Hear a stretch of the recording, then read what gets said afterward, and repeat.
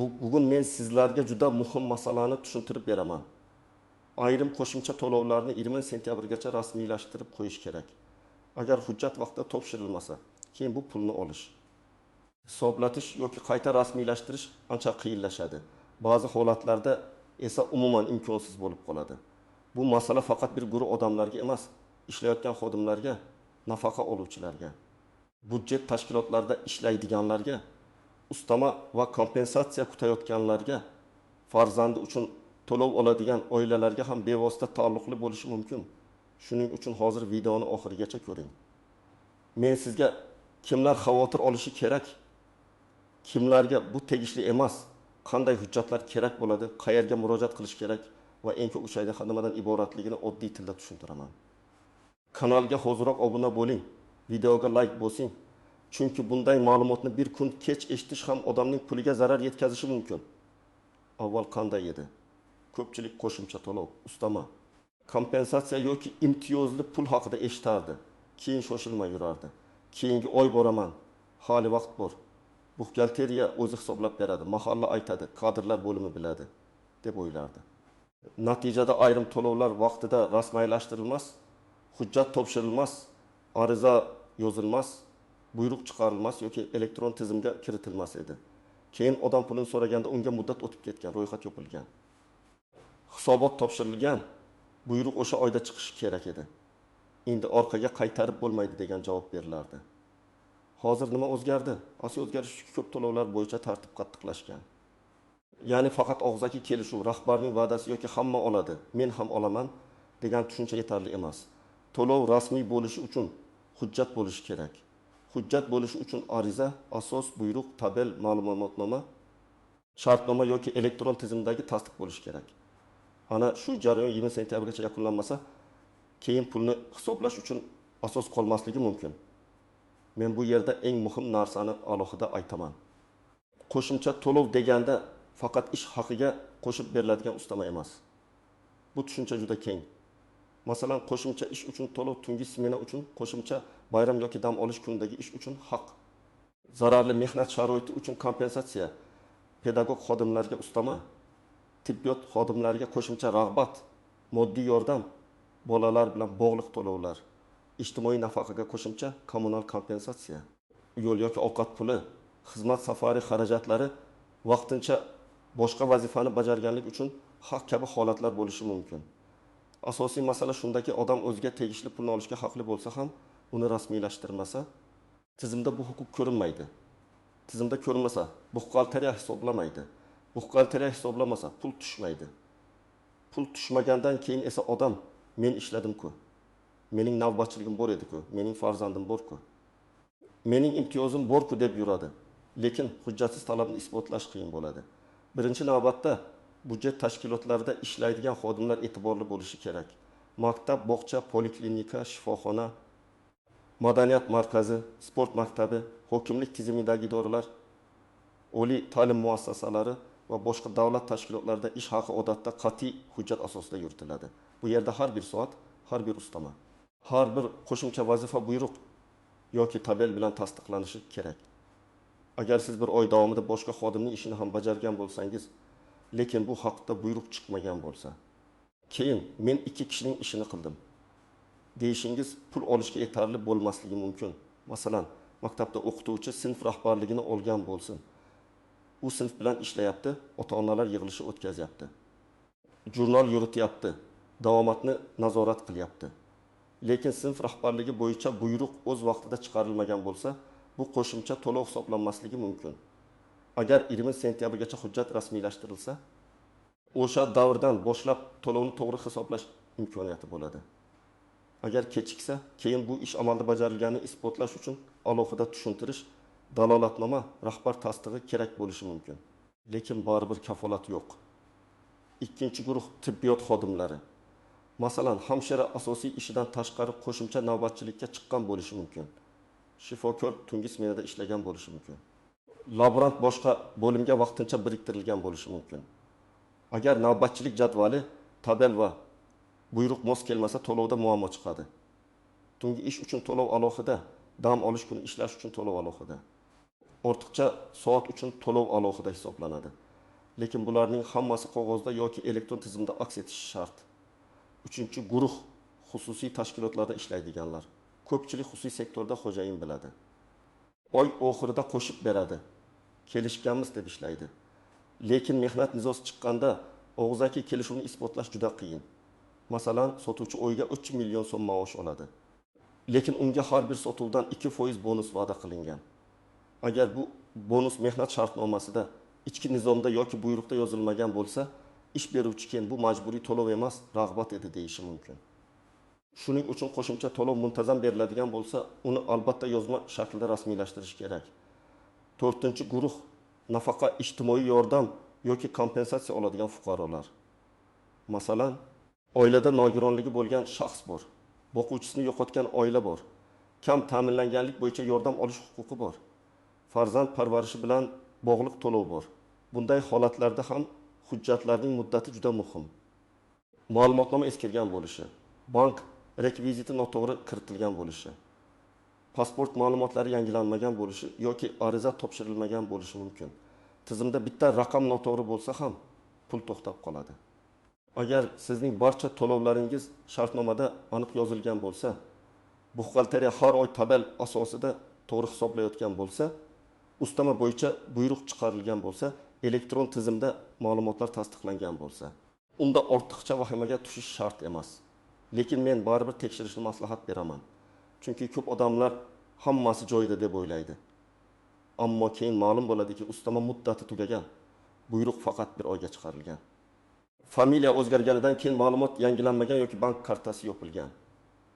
Masalan, xodim o'tgan yili malaka toifasi uchun ustama olgan.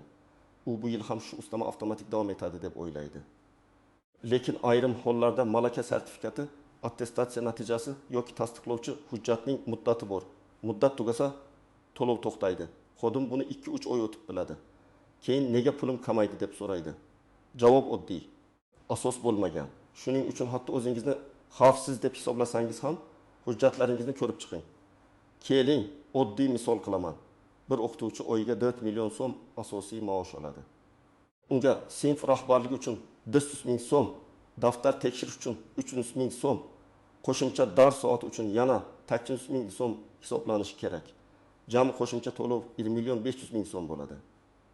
Agar shu ustamalar vaqtida rasmiylashtirilmasa, o'qituvchi bir oyda 1 million 1 million so'm yo'qotadi. 3 oyda bu 1 million so'm. Bu oddiy pul emas, oilaning kommunal to'lovi, oziq-ovqati, farzandining o'qish xarajati bo'lishi mumkin. Yana bir misol.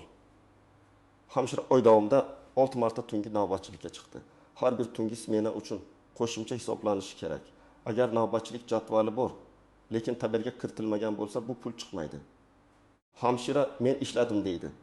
Bo'lim mudiri ha ishlagan deydi, lekin buxgalteriya tabelda yo'q deydi. Mana shu joyda muammo boshlanadi. Shuning uchun ishlagan kuningiz, smenangiz, soatingiz hujjatda aks etishi kerak. Xususiy firmadan misol. Haydovchi oyiga 5 million so'm maosh oladi. Ish beruvchi unga agar viloyatlari qatnov ko'paysa, har bir qo'shimcha reys uchun 1 ming so'm beraman degan. Haydovchi bir oyda 12 ta qo'shimcha reys qildi dedi. Bu 2 million 800 ming so'm bo'ladi. Lekin buyruq yo'q, yo'l varaqasi to'liq emas. Reyslar ichki tizimda tasdiqlanmagan. Oy oxirida ish beruvchi hozir pul yo'q, keyin beramiz deydi. Keyingi oy yana cho'ziladi. Agar haydovchi boshidan yozma kelishuv qilganida, har bir reys bo'yicha yo'l hujjatini saqlaganida o'z haqini talab qilish osonroq bo'lardi. Yana bir ko'p uchraydigan holat dekret. Bola parvarishi yoki oilaviy nafaqa bilan bog'liq to'lovlar. Ayol ish joyidan tegishli to'lov olishi kerak, lekin ish staji, ish haqi ma'lumotlari yoki tibbiy hujjat vaqtida topshirilmagan bo'ladi. Natijada hisob-kitob kechikadi. Ba'zida odamlar tug'ruq varaqasini olib keladi, lekin ariza yozmaydi.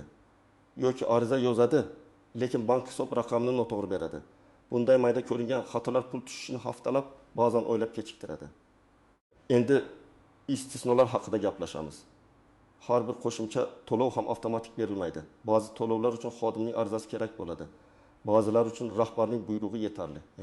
Ba'zilar uchun komissiya xulosasi kerak. Ba'zilari faqat tasdiqlangan smeta doirasida beriladi. Shuning uchun mening qo'shnim oldi, men ham olaman degan fikr har doim ham to'g'ri emas. Qo'shningizning lavozimi, staji, ish sharoiti, oilaviy holati. Hujjatlar siznikidan farq qilishi mumkin. Eng katta xatolardan biri muddatni oxirgi kunga qoldirish. 20 sentyabr oxirgi sana bo'lsa, bu 20 sentyabr kuni tushdan keyin borib hammasini hal qilaman degani emas. Chunki hujjatni tayyorlash, imzo qo'ydirish, ma'lumotnoma olish, elektron tizimga kiritish, rahbar tasdig'idan o'tkazish vaqt oladi. Agar bitta hujjat yetishmasa, sizga ertaga olib keling deyishadi. Ertaga esa muddat o'tgan bo'lishi mumkin.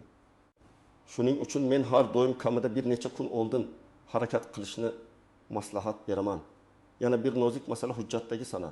Ba'zida odam arizani vaqtida beradi, lekin ariza ro'yxatdan o'tkazilmaydi. Keyin muammo chiqsa, men berganman deyishning o'zi yetmaydi. Arizada kirim raqamiga mas'ul shaxsning imzosi bo'lishi kerak. Elektron topshirilgan bo'lsa, tasdiqlovchi xabar, ariza raqami yoki skrinshot saqlanishi kerak. Men odamlarga har doim aytaman, hujjat topshirdingizmi? Uning izini saqlang. Chunki nizoli vaziyatda gap emas, dalil ishlaydi. Ba'zi odamlar men rahbarga aytdim deb o'ylaydi. Rahbarga aytish yaxshi, lekin bu rasmiylashtirish emas. Buxgalteriya og'zaki gap asosida pul chiqarmaydi. Kadrlar bo'limi og'zaki gap asosida lavozim yoki qo'shimcha vazifa kiritmaydi. Ijtimoiy to'lovlarda ham og'zaki murojaat yetarli emas. Ariza yozilishi, hujjat ilova qilinishi, ro'yxatdan o'tishi kerak. Yana bir xato bank ma'lumotlarini tekshirmaslik. Masalan, odam eski plastik kartasini yopgan, yangi karta ochgan, lekin ish joyiga yoki to'lov beruvchi tashkilotga yangi rekvizit bermagan. Pul eski hisobga ketmaydi yoki qaytadi. Keyin uni qayta yo'naltirish uchun yana vaqt ketadi. Shuning uchun kartangiz, hisob raqamingiz, telefon raqamingiz, pasport yoki ID karta ma'lumotlaringiz yangilangan bo'lishi kerak. Endi nima qilish kerakligini aniq aytaman. Birinchi qadam o'zingiz olishingiz mumkin bo'lgan barcha qo'shimcha to'lovlar ro'yxatini yozib chiqing. Ish joyingiz bo'lsa, asosiy maoshdan tashqari nima olishingiz kerak? Ustama, qo'shimcha soat, navbatchilik, sinf rahbarligi, malaka toifasi, zararli sharoit, xizmat safari, yo'l puli, ovqat puli, mukofot, moddiy yordam. Ijtimoiy to'lov bo'lsa, nafaqa, kompensatsiya, bola puli. Nogironlik bilan bog'liq to'lov, o'quvchisini yo'qotganlik, kam ta'minlanganlik, uy-joy yoki kommunal yordam kabi masalalarni tekshiring. Ikkinchi qadam, har bir to'lov bo'yicha asosiy hujjat bor yo'qligini tekshiring. Ish joyida bu mehnat shartnomasi qo'shimcha kelishuv, rahbar buyrug'i, tabel, navbatchilik jadvali, dalolatnoma, xizmat safari buyrug'i, malaka sertifikati, attestatsiya hujjati bo'lishi mumkin. Ijtimoiy to'lovlarda esa pasport yoki ID karta, tug'ilganlik guvohnomasi, nikoh yoki ajrim hujjati, nogironlik ma'lumotnomasi, daromad ma'lumotlari, bank rekviziti, yashash joyi bo'yicha ma'lumotlar kerak bo'lishi mumkin. 3-qadam, mas'ul bo'limga boring. Ishlayotgan bo'lsangiz, avvalo kadrlar bo'limi va buxgalteriyaga murojaat qiling. Menga qanday qo'shimcha to'lovlar rasmiylashtirilgan, qaysilari rasmiylashtirilmagan, qaysi hujjat yetishmayapti deb aniq so'rang. Umumiy gapirmang. Masalan, menga ustama tushadimi demang. Sinf rahbarligi bo'yicha buyruq chiqqanmi? Qo'shimcha 8 soat darsim tabelga kiritilganmi? Tungi navbatchiliklarim hisobga olinganmi deb so'rang. Aniq savolga aniq javob olish osonroq. 4-qadam, ariza yozing. Arizada kimga murojaat qilayotganingiz, o'zingizning FIH lavozimingiz, qaysi to'lovni rasmiylashtirishni so'rayotganingiz, qaysi davr uchun so'rayotganingiz va qaysi hujjatlarni ilova qilayotganingiz yozilsin.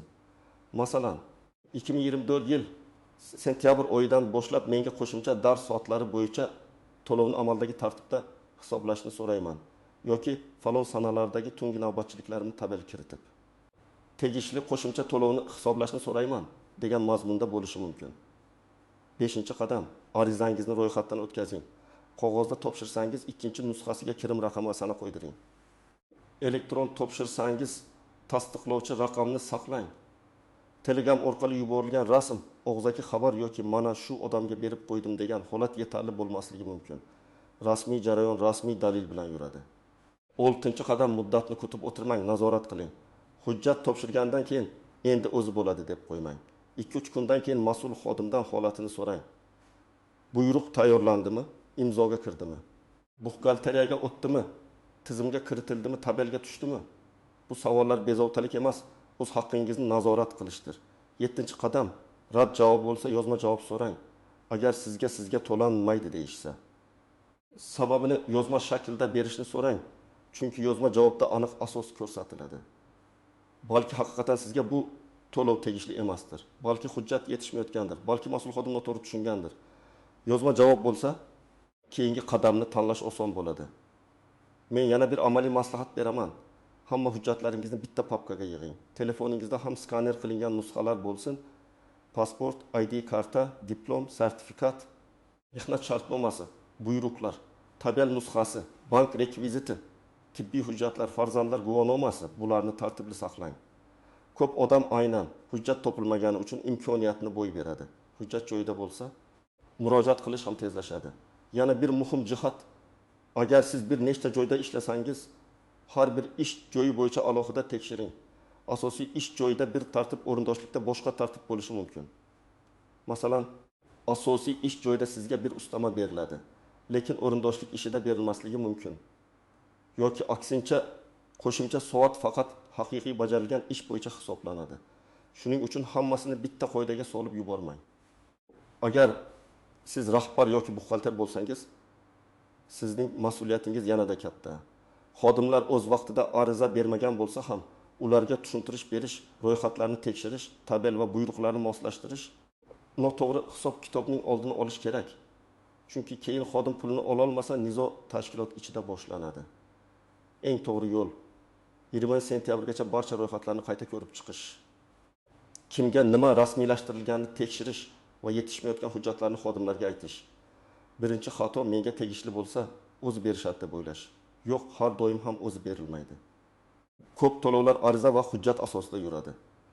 Ikkinchi xato og'zaki kelishuvga ishonish.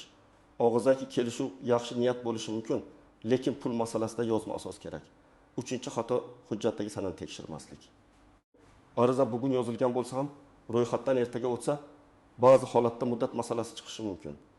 To'rtinchi xato noto'g'ri ma'lumot berish. Bank karta raqami, pasport ma'lumoti, telefon raqami, yashash manzili, farzand haqidagi ma'lumot noto'g'ri bo'lsa, to'lov kechikadi. Beshinchi xato hammani bir xil deb o'ylash. Bir xodim olgan to'lovni boshqasi ham albatta oladi degan qoida yo'q.